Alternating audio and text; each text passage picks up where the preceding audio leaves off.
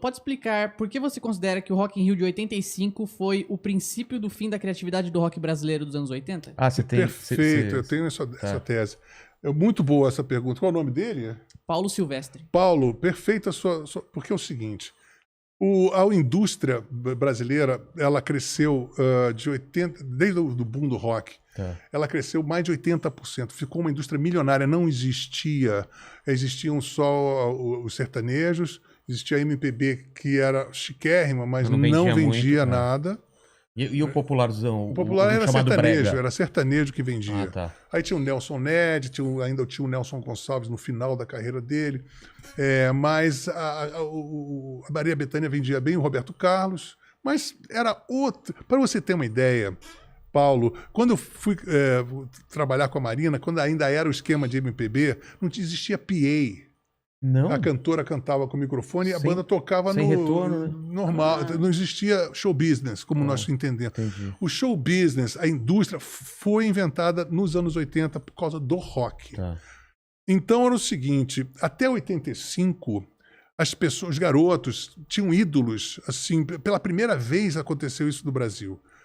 O cara, eu ouvia Legião Urbana, ele não queria ouvir Joy Division, ele não queria ouvir The Police, ele queria ver o Renato, ele queria ver a Legião Urbana, ou queria ver o Paralamas, o Titãs, o Ronaldos, o Capital, Barão, etc. Era fã-clube daquela banda. Então era uma cultura inédita no Brasil, em que as bandas brasileiras elas tinham mais o preferencial do que uma banda gringa. Exatamente. O garotão que consumia, ele queria ouvir aqueles caras.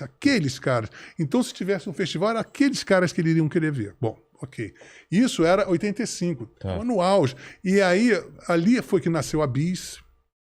E ali nasceu a Bis, a editora Bis, Abril, e foi justamente começou a derrocada porque começou a ter um culto de que o gringo era melhor. Total. Né?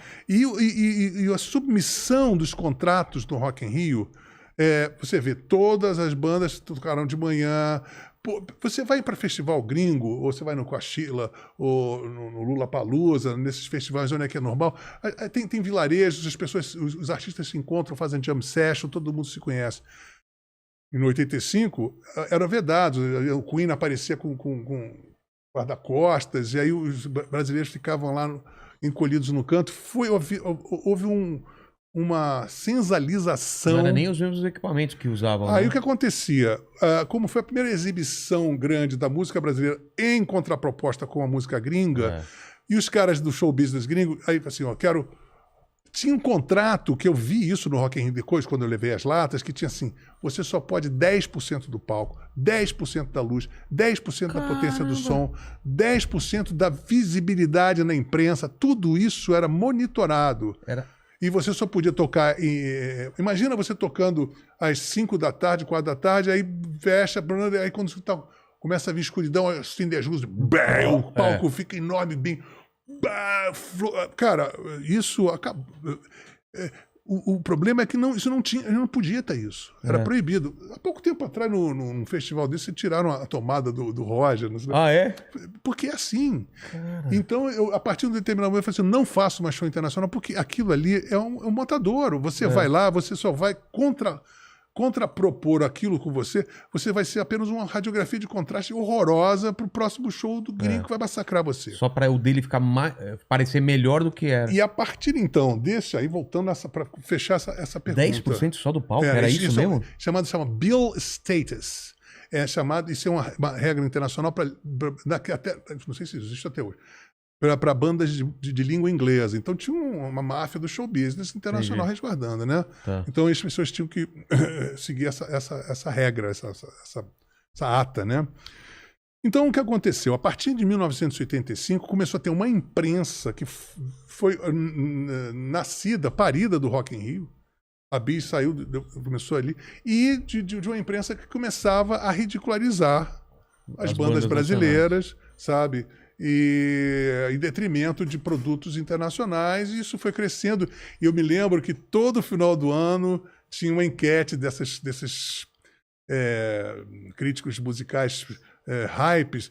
Será que esse é o último verão do rock brasileiro? Caramba, Agorando. E a produção contrariando todas as expectativas, os discos iam cada vez ficando melhores. Até 1989, os discos de todos eram nitidamente de artistas que estavam ficando mais maduros, mais senhores da sua produção artística, e nós tínhamos todo um establishment jogando absolutamente contra a instalação, vamos dizer assim, dessa cultura de rock no Brasil. Caramba, cara. Então é isso, está respondido. Entendi. E ele só completou aqui perguntando se o Lobão tocaria no Rock in Rio hoje se fosse convidado. Mas nem morta. Não, isso é uma humilhação. Né? Sabe, assim, até hoje? Não, porque são pessoas que maltrataram e maltratam as músicas brasileiras. Não estão nem aí pra gente. Sabe por quê? Porque tem uma cláusula nisso tudo que é muito cruel, é porque no Brasil tem uma lei que você não pode fazer esse tipo de festival se não tiver cota de brasileiro.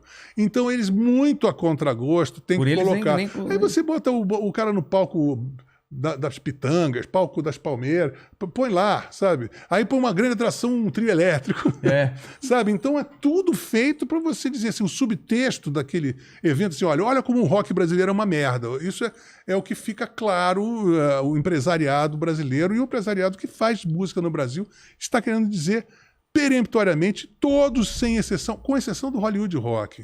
Eu acho que o Hollywood Rock, apesar de ter... Mas eu consegui ser a maior atração do Hollywood Rock. Foi a única vez que uma banda brasileira foi nomeada pela crítica e pelo público a melhor atração num show que teve Bob Dylan, Rhythmics, Tears for Fears. A gente foi a maior atração entre nacionais e internacionais. Você entrou com a bateria. Isso nunca mais aconteceu. Agora, isso ninguém se lembra. Isso foi apenas um ano antes de eu levar as latas no Rock in Rio, mas todo mundo se lembra das latas. Exatamente. Então é por quê? Porque nós temos toda uma cultura para evidenciar que nós somos uma merda.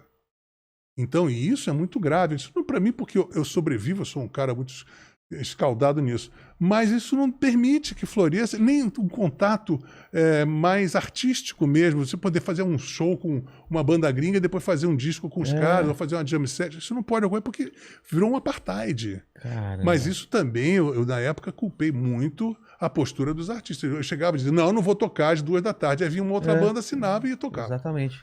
Então, se todo também mundo tem não isso. Topasse, não topa. Teve uma época que o Rapa fez isso, mas aí outro furou, não adianta, né? Tem que ser assim, todo mundo junto, não. Aí não ia ter como realizar o show. E era uma postura que o rock assim exigiria, né? Exatamente. O rock and roll é feito para isso, né? Mas... E o show que você falou de Tomolata foi basicamente o mesmo que você fez do Hollywood. Foi exatamente o mesmo. Com a bateria Não, e outra coisa, foi um sucesso que a gente ensaiou o disco. Eu fiz uma cláusula que eu tinha todas as regalias daquele show. Então a gente ensaiou, o Los Angeles Times, quando viu, todo mundo ficou, cara, isso vai ser um sucesso no Rock in Rio, não sei o quê. Só que no dia seguinte, de última hora, o cara que contratou falou assim, escuta só, Lobão, a gente contratou... Foi o quê? A banda de um cara que toca, que anda de moto, não sei se é Scorpio, uma banda de metal. Primeiro que o Guns N' Roses exige até 1h da tarde. Aí entrou essa banda que vai comer 1h30. Aí vai comer o seu palco. Meu palco tinha 40 metros. Aí botaram um palco para ele entrar de moto. Aí o que aconteceu? Aí ficou... você ficou um pedacinho parecia só na um pelotão frente. de fuzilamento. Não tinha, porque eu estava ali para provocar os metaleiros, mas eu tinha um fundo que eu poderia me proteger. O palco era enorme. Quando eu cheguei para tocar, os caras colocaram um palco dentro do palco e eu tinha uma boca de cena de 2 metros.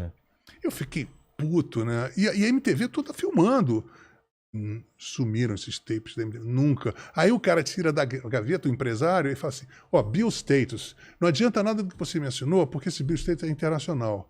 Então, eles têm prioridade total. É uma regra maior do que aqui você... E ainda falou assim, tem uma coisa, você tem uma fama aí de drogado, se você disser que não, pra gente é melhor que o Guns N' Roses entra 1 hora. E outra coisa, você vai ficar com fama de que ficou cheirando aí, de repente não conseguiu ter condições de Falou entrar. isso, cara? Falou na minha cara com o cara filmando. Caralho, a pessoa da MTV filmando, cara. E eu tentei, é claro, recapturar esses vídeos, jamais, nunca consegui.